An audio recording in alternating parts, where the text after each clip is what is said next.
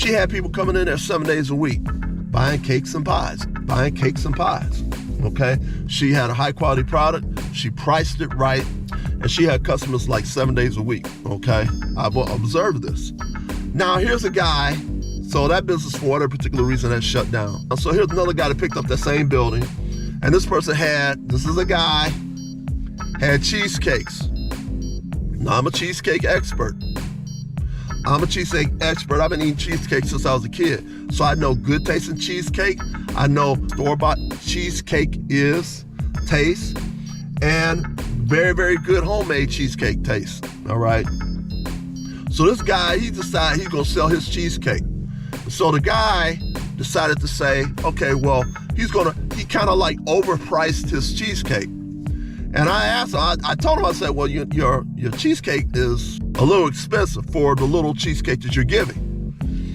Oh, and I said, I reduced the price because he said when he was downtown, he was charging $5 more. Well, that's downtown, okay? You're in the neighborhoods now. No, first of all, nobody's gonna pay $15 for that little bitty cheesecake that you got.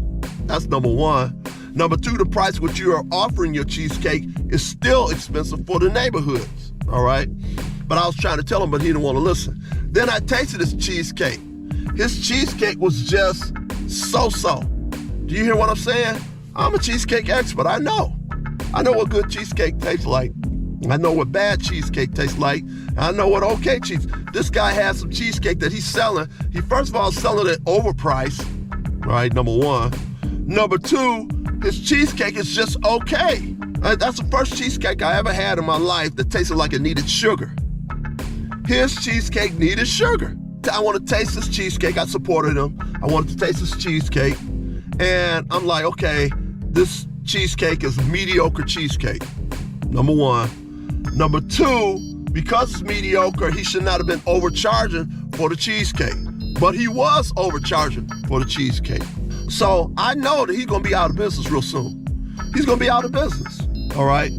So, I tried to kind of tell the man he was overcharging, and I didn't want to tell him about his recipe. Some people get offended by you telling him this.